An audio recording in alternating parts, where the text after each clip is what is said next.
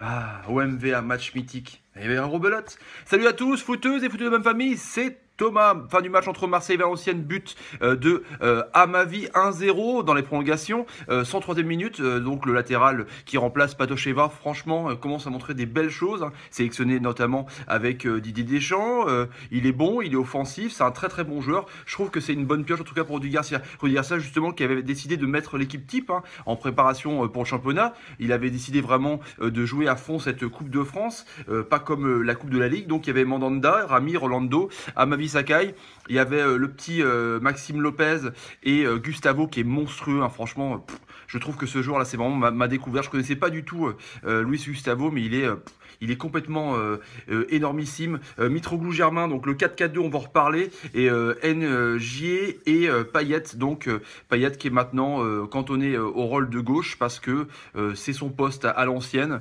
Le 4-2-3-1 où Rudy Garcia voulait l'installer en pointe haute du losange, je pense que c'est mort parce que je pense que dès qu'il pourra mettre Sanson, il mettra Sanson en pointe du losange un peu plus défensif et Payet il cantonnera à gauche, sauf si recrutement d'un ailier, parce que Marseille recherche un ailier gauche. En tout cas, on en a parlé dans une précédente vidéo que vous pouvez regarder dans la chaîne Thomas Parle Foot. Et du coup, le 4-4-2 est enfin ce que veulent depuis tout le monde, du moins les commentateurs et les experts du foot, entre guillemets, Germain Mitroglou.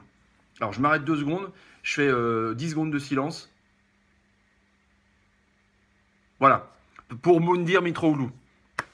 Comment dire, j'espère pour les Marseillais vraiment que vous allez réussir à trouver quelqu'un en pointe, du moins pour ce système de 4-4-2 pour épauler l'ami Germain. Germain qui était très bon, qui a failli vraiment marquer un but à la dernière minute là, du temps réglementaire sur un mauvais dégagement et Perkis, le gardien valenciennois, dégage. Mais il est intelligent dans le jeu, il est bon en remise, il se bat pour l'équipe. Je trouve qu'il met bien son corps en opposition, en tout cas mieux que Mitroglou alors qu'il est de plus petite taille pour protéger son ballon. Il arrive à vraiment, il est intéressant pour le jeu marseillais. Je pense qu'il rentre vraiment dans le QI foot que veut mettre Rudy Garcia.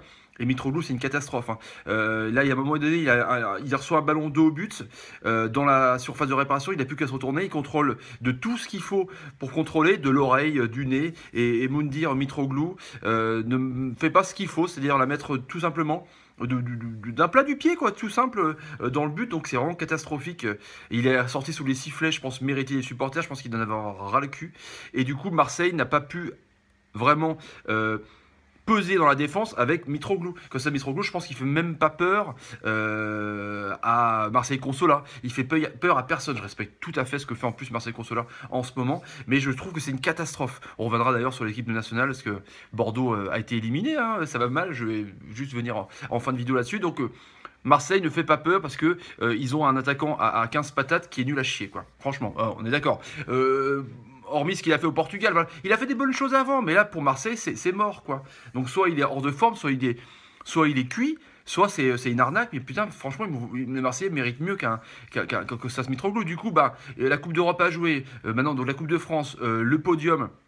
Un peu comme Lyon, du coup Lyon n'a que Diaz et pas de doublure et des jeunes, et du coup là bah, Germain est tout seul, du coup bah, il est réduit à ça, du coup redire à ça, parce que je sais même pas si c'est lui qui voulait que ça se mette au glou, parce que c'est pas possible d'avoir un joueur aussi de faible qualité, enfin je comprends pas. Alors c'est le jour et la nuit avant où il était dans son club au Portugal, c'est pas possible, il enquillait des buts même en Coupe d'Europe, je comprends pas.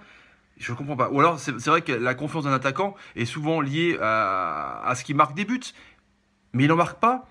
Il n'arrive même pas à être correct et contrôler bien les ballons. Enfin, il n'arrive même pas à aider le jeu de son équipe. On voit dans la surface de réparation, quand il n'arrive pas à se retourner, pourtant avec sa grande taille, normalement ça devrait être assez logique de pouvoir faire une bascule de son corps, de son bassin. Si on a une grande taille, on devrait même embarquer son défenseur. De toute façon, quand on est dos au but, il y a plus qu'à se retourner. Si vous êtes déséquilibré, il y a 70% de chances d'avoir penalty, surtout si vous êtes lyonnais. Je rigole, ça va, je peux en placer une quand même.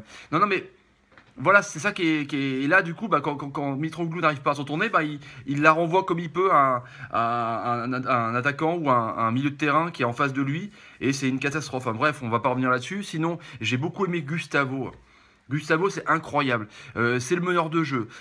C'est le perforateur de ligne. Pourtant, il n'est pas il est pas rapide, quoi. Il me fait un peu penser, attention, je vais faire une analogie à l'époque, il me fait un peu penser à Lucho, que vous avez aimé, supporter marseillais, qui était vraiment exceptionnel, hein, un joueur de classe, assez lent, mais assez technique et précis dans ses déviations, dans ses changements de trajectoire. Le petit râteau, là, il le fait tellement bien que le mec... il le fait à 2 à l'heure, le mec il est aux fraises, quoi, un peu à la manière de Figo, c'est lent, mais c'est magnifique, quoi. Et il arrive à aiguiller le jeu, donc quand il sort de son milieu de terrain, il se met devant la surface de réparation, adverse, et il distribue, il arrive vraiment à réguler le jeu marseillais, c'est assez incroyable. Et j'ai beaucoup aimé aussi donc Jordan Amavi, qui pour moi a vraiment le latéral qu'il fallait à Marseille, peut-être le latéral qu'il faut à l'équipe de France, je sais pas, mais il est rapide, il est fort sur ses appuis, dans son couloir c'est une brute, il défend super bien, et là sur son mauvais pied, il arrive à planter un but, et mine de rien libérer Marseille pour qu'il se qualifie en semi de finale, c'est super intéressant le petit Jordan, donc comme principalement, hein, à chaque fois que je dis ça, mais c'est les joueurs qui ont brillé à une année précise, qui sont partis en prêt, achetés en Angleterre pour des gros sous et à toucher un bon salaire, et qui reviennent en prêt très souvent en équipe française, et du coup qui sont très bons parce qu'ils ont un niveau au-dessus peut-être de certains joueurs de Ligue 1, mais pas assez pour briller dans les championnats étrangers, donc ils reviennent.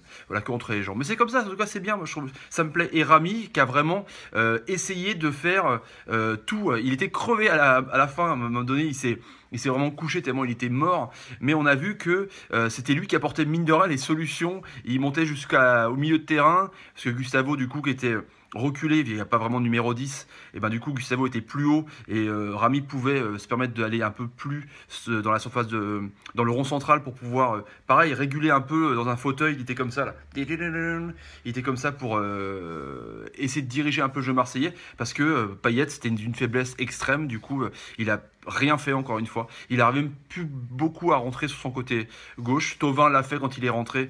En tout cas, il a fait du Thauvin, le Robben Thauvin, comme j'aime bien l'appeler, avec sa feinte de frappe et son enroulé sur le pied gauche. Là, c'est pas passé, parce qu'il avait carrément direct 3 Valenciennois sur lui. Donc voilà, intéressant ou pas, ça prouve que Marseille doit peut-être recruter ou bien bazarder Mounir Mitroglou pour pouvoir trouver un remplaçant digne de ce nom, ou un accompagnateur, on va dire, à Germain.